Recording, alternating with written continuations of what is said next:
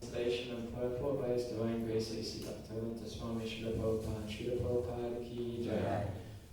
A descendant of Bharat, the first millennium in the second half of the life of Brahma is also known as the Varaha millennium, because the personality of Godhead appeared in that millennium as the Hog incarnation.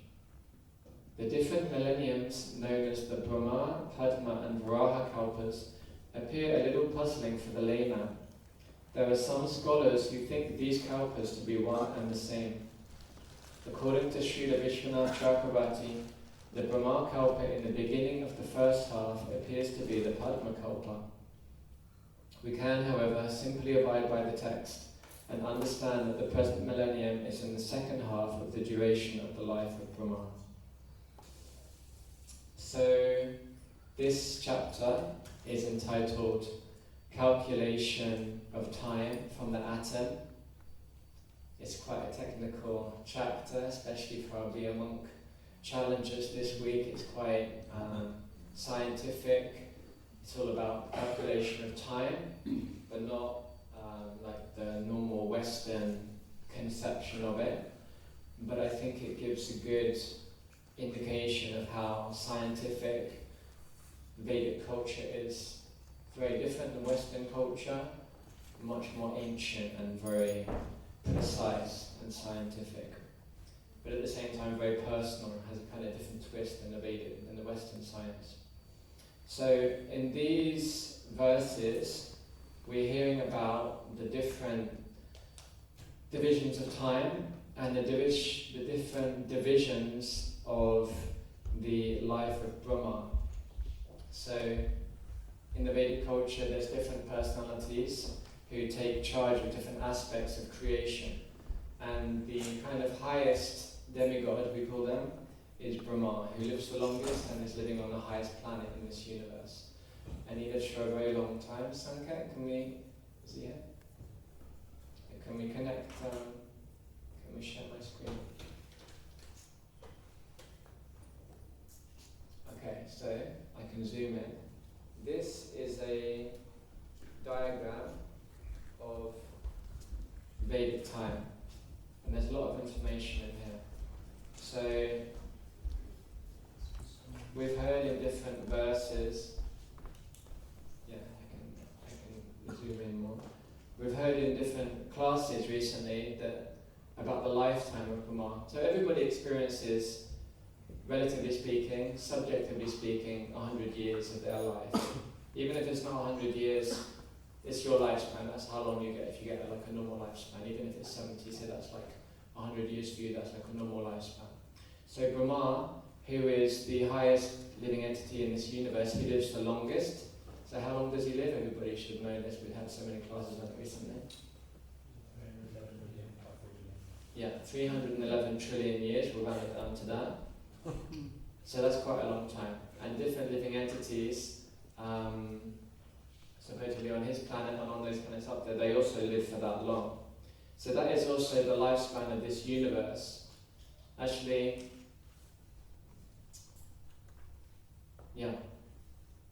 that's his whole lifespan. So that's the lifespan of the universe. And we can see in this chart, it shows interestingly, maybe you won't be able to see so much of it, but I need to have it this side so I can also read it because it's big on my screen, but I'll describe what it says, you'll see a little bit. At the moment, we are pretty much halfway through the life of Brahma. So Brahma is at the moment 51 years old. He lives for 100 years. So this universe is, according to the Vedic version, is 155.52197 trillion years old at the moment. So we're kind of halfway through, and there's another 155.51803 trillion years left of this creation, of this universe. So Brahma is middle-aged at the moment. That's where we're coming into the time frame of the universe. Already we're getting a little bit of a perspective of how tiny we are, right? 311 trillion years, this creation, we're halfway through 155 trillion years. It's amazing that this can be calculated. This is also the power of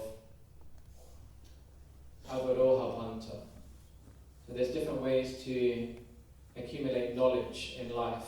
You might say, well, who made this up? Who made that diagram? How can you know it's 155.52197 trillion years into the Vedic universe? And we say, well, how do the scientists know that this planet is exactly however far they say it is away? There's different ways to accumulate knowledge. This is called epistemology, the science of knowing something. So there are various ways to do that. The Western conception, or the empirical conception, is to gather knowledge through your senses and to come up with conclusions based on that. That's called arohapanta, that's called accumulating knowledge. But then there's avarohapanta, which means you get knowledge which comes down and ultimately comes down from God. So we practice this even in our schools. We have shabda, we hear from our teachers, that's the real way to learn. If you were learning about Africa, you went to a geography class and you were going to learn about different countries in Africa, and they said, okay, today we're going to visit Ghana, and you're going to count how many people there are there, and we're going to measure how long the rivers are and how high the mountains are, and then next week we're going to go to Nigeria and we're going to measure everything there. That would take a long time to get any information together. So that's arohapanta, that's developing knowledge based on your senses. But do we do that in school? No. Do you go out and measure every single thing? No. What do? You hear from people that have measured. You hear from people, right? Saves you a lot of time. Don't need to get every single person on the planet to measure how long Nigeria is. One person does it and then they tell the others, and then you hear, and then you've got all of that knowledge immediately already. So there's one thing hearing from a teacher in a school, and it's another thing hearing from God and hearing from his representatives. So God creates everything, and God is conscious of everything. He's conscious of every atom. So when he describes in scripture what the universe is, then if you have faith, then you can understand that, and you can follow that, and you can believe that, and you can apply that. If you don't have faith, that's another issue, but we all have faith in different things. So getting back to this, we're halfway through the duration of this universe, and thus halfway through the life of Lord Brahma. And then Brahma's life is divided up into days.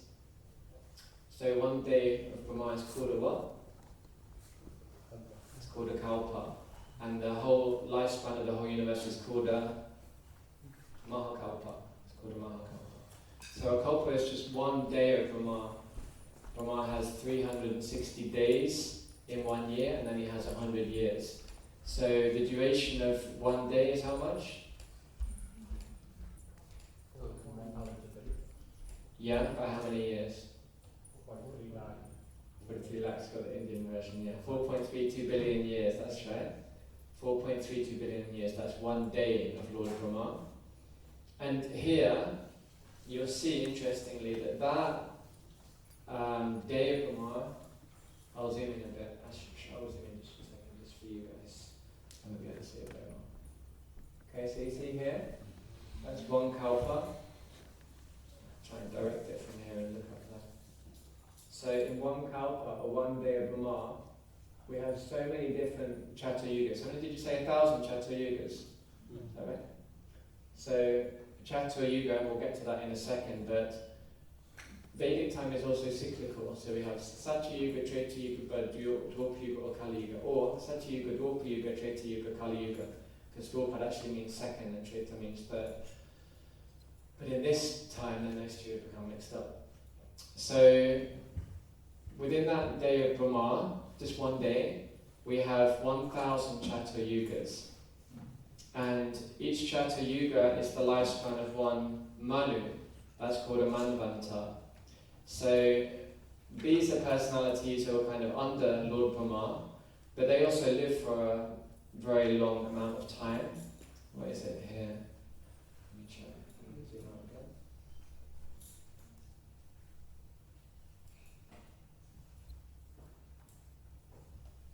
Let me find how long they live for.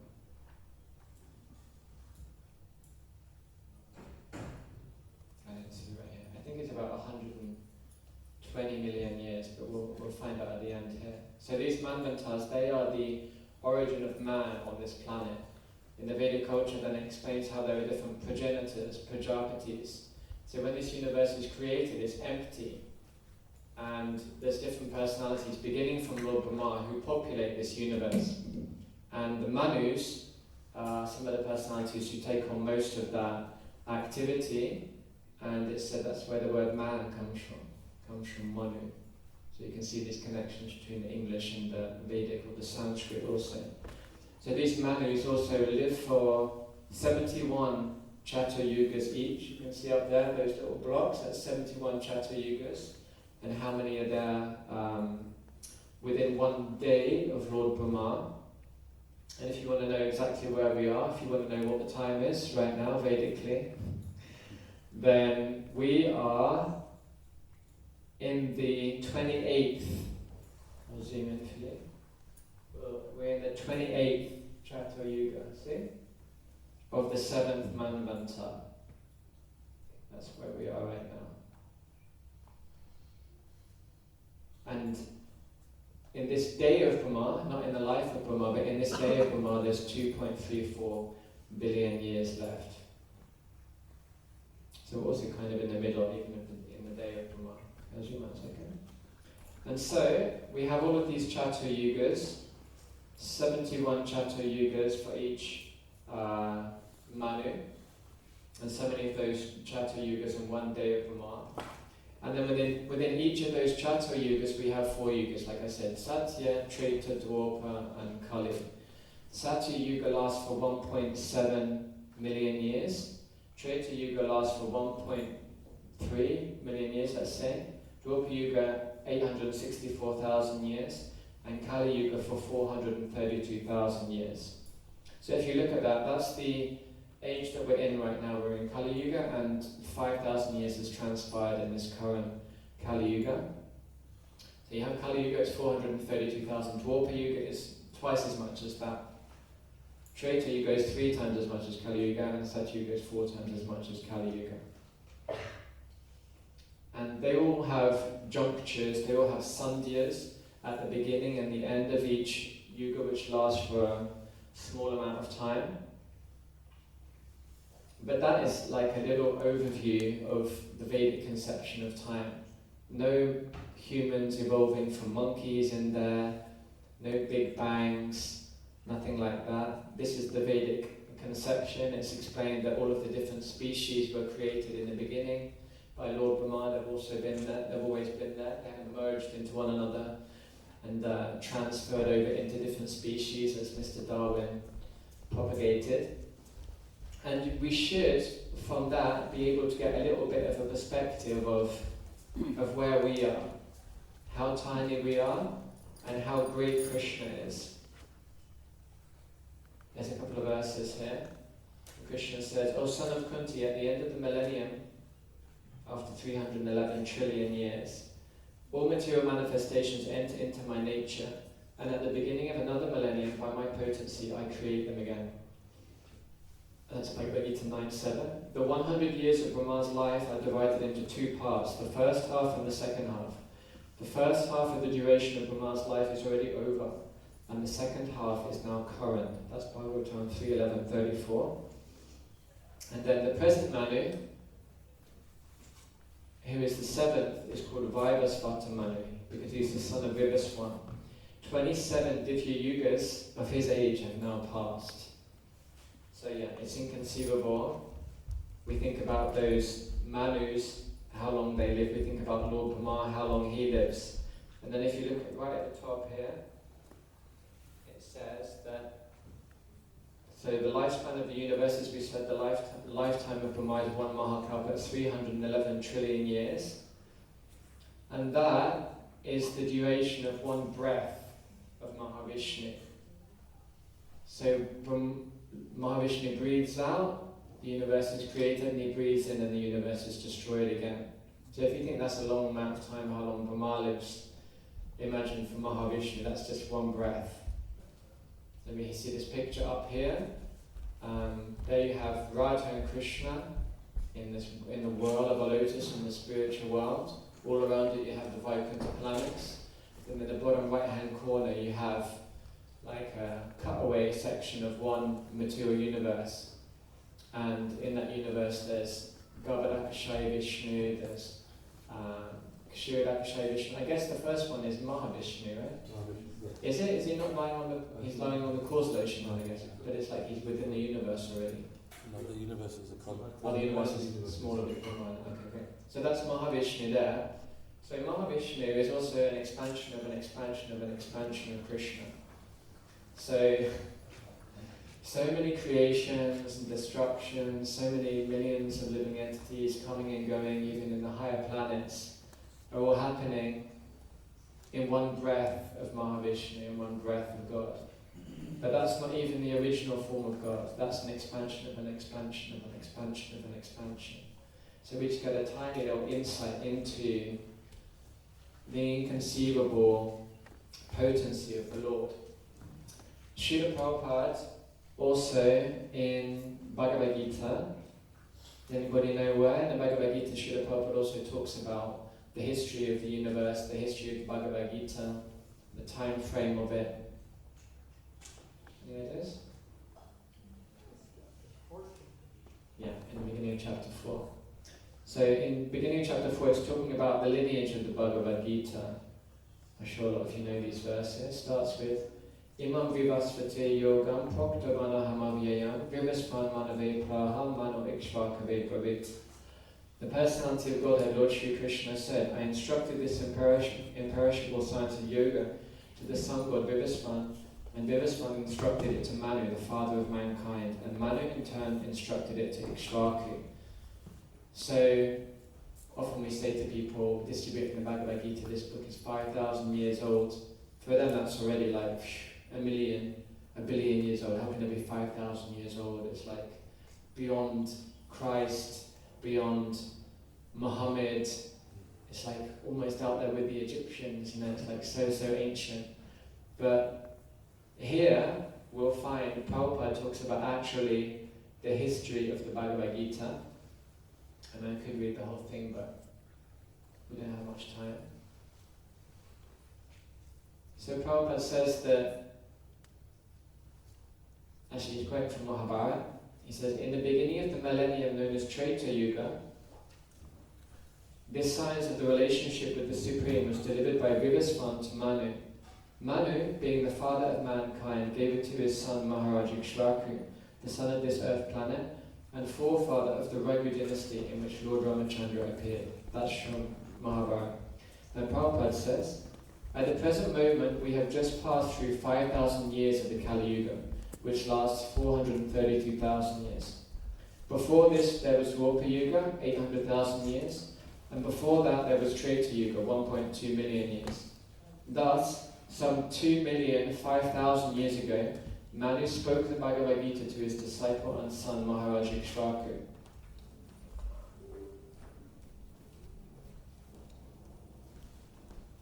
The king of this planet Earth. The age of the current Manu is calculated to last, 305,300,000 years. Okay, so that's the lifetime of one Manu, 300 million years. Of which 120,400,000 have passed.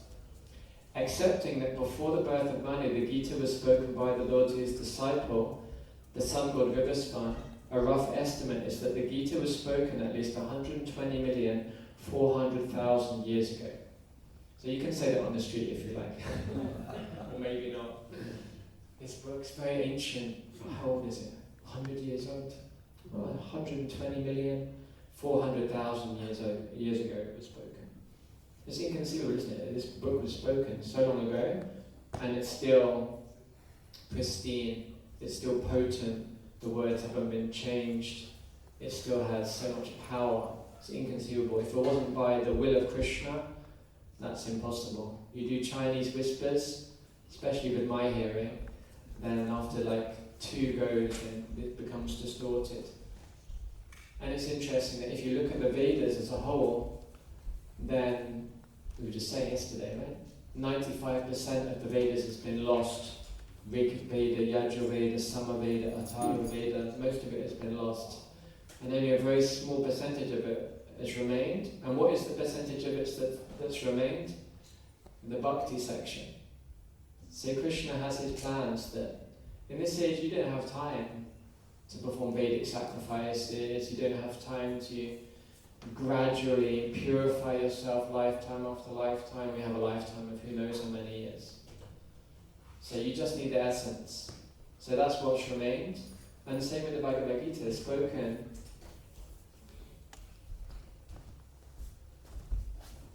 120 million years ago. How is that has remained and it's still here, it's still potent, only by the will of the Lord? And in human society it has been extant for 2 million years.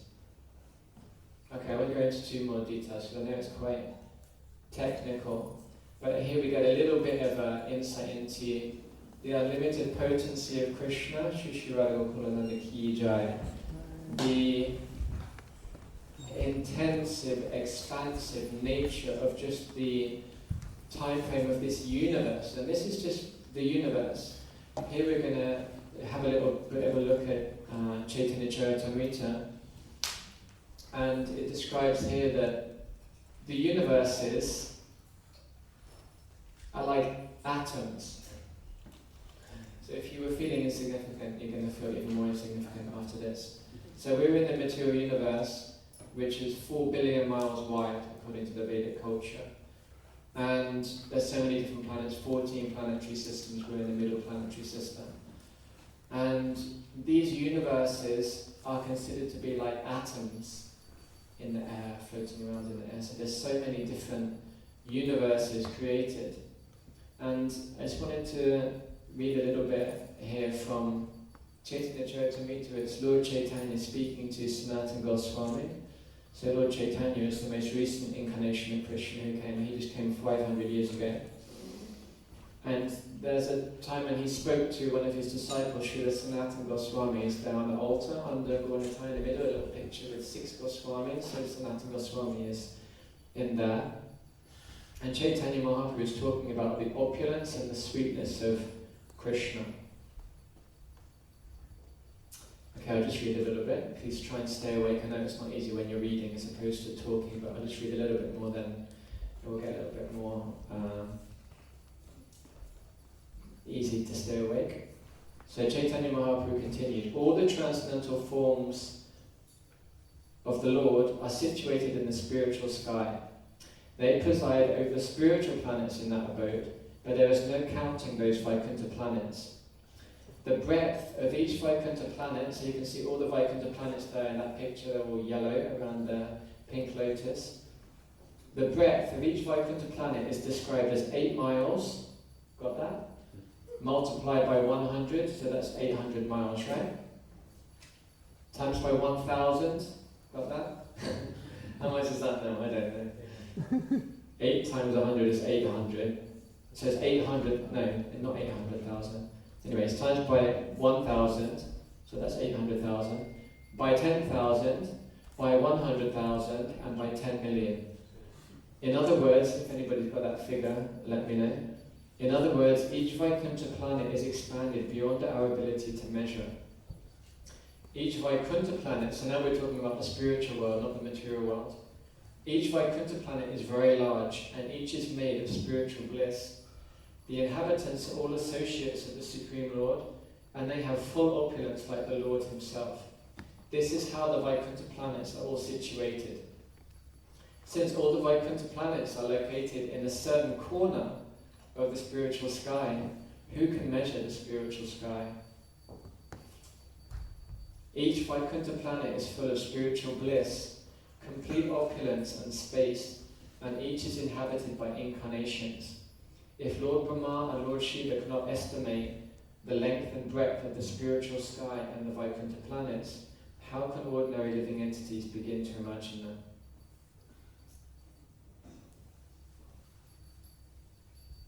In time, great scientists may be able to count all the atoms of the universe, all the stars and planets in the sky, and all the particles of snow. But who among them can count the unlimited transcendental qualities of the Supreme Personality of Godhead? He descends on the surface of the globe for the benefit of the living entities. To say nothing of Lord Brahma, even Lord Ananta. So Ananta is an incarnation of Krishna, he's a snake incarnation. And he is constantly glorifying Krishna, he's constantly talking about Krishna. Just like Bhagavatam class is Krishna Katha, we're talking about Krishna, glorifying Krishna. So Anantadev, since time immemorial, he's been glorifying Krishna. To say nothing of Lord Brahma, even Lord Ananta, who has thousands of heads, all of them glorifying Krishna at the same time, cannot reach the end of the Lord's transcendental qualities, even though he is continuously chanting their praises.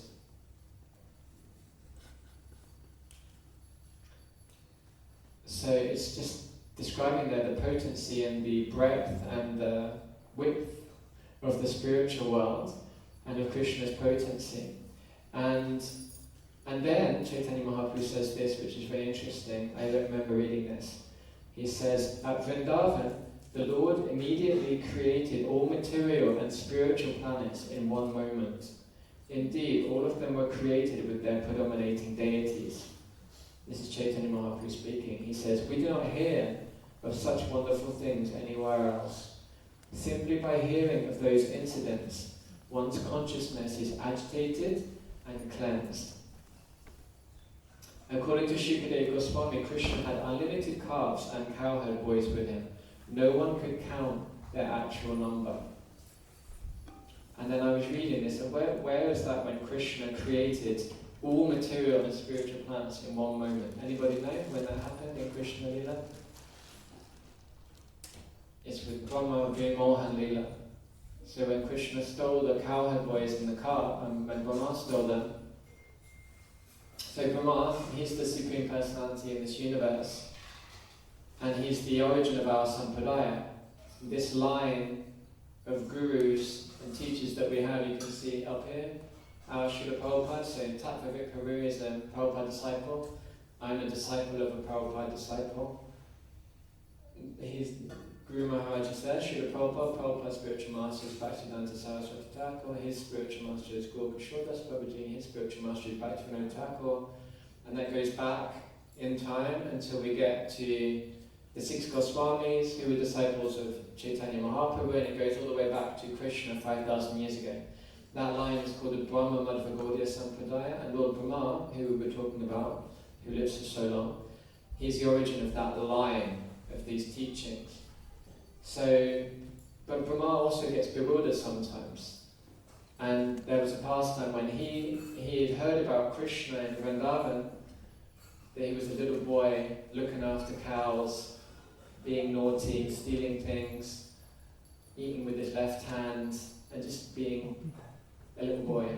And he thought, this can't be Narayan, this can't be Vishnu, this can't be my master, let me go check it out.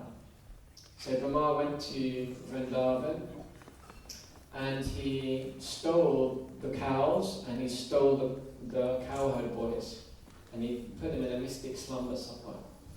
And Krishna went along with that, and he expanded himself with new cowherd boys and new calves. And then after 1 year of Krishna's time, which was like a few moments for Lord Brahma, Brahma went back to see, okay, what's happening now? You know, there's no cowherd boys, there's no cows. What's Krishna done without them for the last year? And he saw that all the cows are there, all the cowherd boys are there, and he couldn't understand. He said, but they're over there, and they're here as well. And then Krishna showed him that he had expanded as those cowherd boys and as those cows. And then he showed him a lot of different things. He showed him his different forms, he showed him his different manifestations, he showed him the material spiritual worlds, and it says here that the Lord created all material and spiritual planets in one moment. Does anybody remember reading that in Chaitanya Charitamrita? Remember that, huh? There's different pastimes also where Chaitanya Mahaprabhu, because of the desire of Vasudeva Datta was concerned about all the living entities in the universe, that they're suffering so much. People are accepting their body as themselves, unless they fear death. They think that their children and their wives and their houses, it all belongs to them, so immediately they're going to be disturbed because Anybody can die at any second, anything can happen at any time, there can be a war, you can have a heart attack. It's just a life full of anxiety if you identify with this body. So Vasudeva Datta was feeling the pain of the world and feeling so sorry for everybody, and he was praying to Lord Chaitanya that please, you give me all the sinful reactions of everybody in this universe. I'll suffer their karma. Just please free them of that. Liberate them from the material energy. And Sri Chaitanya Mahaprabhu said, it's okay. He said, don't worry. You don't need to suffer their karmic reactions. I'll liberate them all. And it says in Chaitanya Charitamrita, he liberated the whole universe at that time. So we hear, and also it said that Ramachandra, I think he also did a similar thing. I don't know the details. I think he said he also liberated everybody in the universe. So these inconceivable pastimes of the Lord are there. For Brahma, it's so hard to create the universe. He goes through so many different struggles. In the beginning, when he's born, like we're hearing in this verse, that the different millenniums within the life of Brahma. So if we go to that purport, you can see it, but it's only small up there. That in the purport, Prabhupada says the different millenniums known as Brahma, Padma, and Rahakalpas are there. Brahma Kalpa is the first day of Lord Brahma. That's when Lord Brahma is born. And the Padma Kalpa is when the lotus flower from the navel of Garbhodakashaya Vishnu appears. So that's right at the beginning of the life of Lord Brahma. So when Brahma is born, although he's the Supreme Personality in this universe, and although he's the head of our Sampradaya, and although he's responsible for everything basically, he's like the Prime Minister of the universe or the Temple President of the universe, he doesn't know what to do. He doesn't know where he is, he doesn't know who he is, he doesn't know where to go, there's nobody around, it's like all dark, he's just like walking around looking, what should I do now? And then he hears these syllables tapa, but he's totally clueless, no idea, what should I do, where am I? And only through performing this austerity and following Krishna's direction, then he actually understands who am I, where am I, what am I supposed to do. So for Brahma it's confusing, for Krishna in a moment he creates all the material and all the spiritual universes as well. But we have a problem here. And this problem is also explained in the Chaitanya Charitamrita. Krishna says,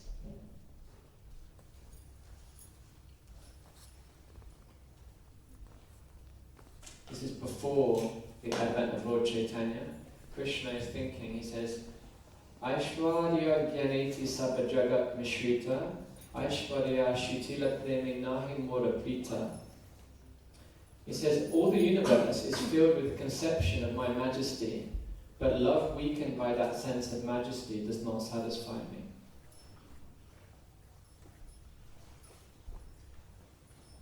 Amere Ishwara Mane Apane Kehina, Tar Preme Vasha Amina Hai Anina. If one regards me as the Supreme Lord and himself as a subordinate, I do not become subservient to his love, nor can it control me. So Krishna is the Supreme Personality of Godhead. Krishna is full of unlimited potencies. But as we see in that picture, also again, Krishna is there with so many different personalities in the spiritual world. He has so many consorts, he has so many friends, he has so many servants, and that's what we all want, right? At the moment my wife and my children have gone to Russia for a couple of months, so I'm here by myself, and it's nice not having to deal with lots of things, but it's also a little bit lonely. There's nobody there, I go home, it's not only me. So you want to have, relationships, you want to be with people, you want to do things, you want to express yourself, you want to go somewhere with people. But for Krishna, it's probably similar to being like a famous person, right? You're super famous and people come up to you, they want your signature, but you just want to be normal, you just want to have a relationship and relax and have friends, forget that I'm famous and rich, I'm just me. So this is what Krishna says in the Chaitanya Charitamrita, that the three worlds are filled with knowledge of his opulence and potencies, but love that is diluted by that doesn't conquer him. So what Krishna actually wants is us to develop a personal relationship with him. Of course, you can't develop a personal relationship with Krishna unless you know who he is. But at the same time, we have to understand that Krishna is a person, and Krishna is also the personality of Godhead. And what he actually wants is for us to go back over there, to go into that world of the lotus, to be back there in the spiritual world with him and to be reciprocating with him. Because that's our original home. That's actually where we belong. He says here that, I always quote this verse when I give class. I should learn it, so then I have to look it up. Such a sweet verse. All of these verses are so sweet. Priya dimana kare karye barsana Veda stuti hoiti hare se moramana. If my beloved consort reproaches me in a sulky mood, that steals my mind from the reverent hymns of the Vedas. So that's what Krishna really wants from us. He wants intimacy, he wants our love, he wants our devotion, he wants our service. And it's actually only that relationship with Krishna that will fully satisfy us. We've tried, right, in this material world so many times, so many places, with so many people, even in this life, to become satisfied. Our parents, our siblings, our friends, our boyfriends and girlfriends, or husbands and wives. Can they satisfy us? No. Do they give us a headache? Yes. But Krishna can satisfy us. Not to satisfy us if we hear about advanced devotees, how much ecstasy they experience in devotional service when they connect to Krishna. It's difficult for them to control the emotions that they experience. So Krishna is the person who can satisfy us. Krishna is the cynosure of the whole material and spiritual creation. We're getting a little bit of a glimpse into that in this chapter of Bhagavatam. And it's him who we have to focus our attention on. Smartavya satatam vishnus vismartavya najratuchit sarvavidhi nisedasyo etayor eva kinkara. In the Vedas it says that always remember Krishna, smartavya satatam vishnu, always remember him, vismartavya najratuchit. Never don't remember Krishna. So always remember Krishna, never don't remember Krishna. Sarvavidhi nishedasyo. All of the rules and regulations in the Vedas are meant for this. Sarvavidhi. Everything in the Vedas that's mentioned, anything that you read, is supposed to bring you to this. Etayor eva kinkaraha. So kinkaraha means servant. Literally it means kimkara, what should I do? So all of the rules and regulations in the Vedas are the servants of this one rule. Always remember Krishna and never forget him. And if we do that, then we'll be happy and successful. Okay, thank you for your attention. Does anybody have any quick questions or comments? Yes, that's good. Have we got the mic for her? Did I say anything wrong? You were reading about the history of the Bhagavad Gita, and you read that the Bhagavad Gita was spoken a long time ago to the sun god who taught it to his son, correct? Yeah, next step, yeah, Ikshvaku. Yeah, Krishna spoke it to Vivasvan and Vivasvan spoke it to Ikshvaku. Okay, so the circumstances must have been different than the circumstances Arjuna was in. Obviously, there wasn't a battle going on when Krishna spoke it to Vivasvan, or Vivasvan spoke it to Ikshvaku. So, what does Srila Prabhupada mean when he says that, the Bhagavad Gita was spoken long ago? Because it must have been a different version spoken to the sun god. It doesn't have any Arjuna Uvachas in it. No, I mean, I'm sure some of it is different, like the first chapter, but the essence is the same. So Krishna is probably explaining, I mean, this is my philosophical speculation, that the content is the same. Krishna is speaking about Bhakti Yoga, how to serve him, how to remember him, how to act, give up our results, the different modes of material nature, all of that good stuff. I'm sure he explained to Vivasvan, but then there wouldn't be, Bhishma blew his conch shell and Dhritarashtra is not listening to it from Sanjay. I'm sure the essence is the same. Just like Bhagavatam, like what is Srimad Bhagavatam? Like, can we define it? Okay, this is Srimad Bhagavatam, right? This is Srimad Bhagavatam. But it's also here in my laptop. Where is Srimad Bhagavatam? Where does it begin and where does it end? So the Mahabharata, we have, how many verses is it? 100,000 verses of Mahabharata. But the demigods have a Mahabharata that's 1 million verses. So giving Bhagavatam class, as long as it's bona fide, that's also Bhagavatam. And the songs of the Acharyas are also as good as the Vedas. So the Krishna Katha, if it's pure, then that's Bhagavatam. So what is Bhagavad Gita? It's a particular format, but that can be different in different circumstances.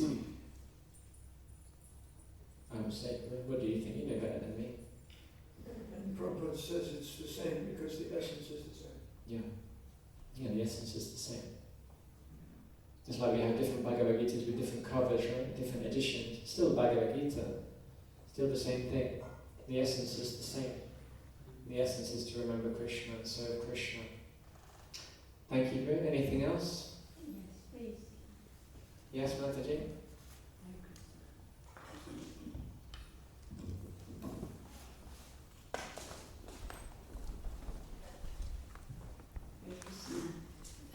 We're often told this is the way. Speak in the mic. The message about surrendering unto Krishna and actually think of Krishna as the doer.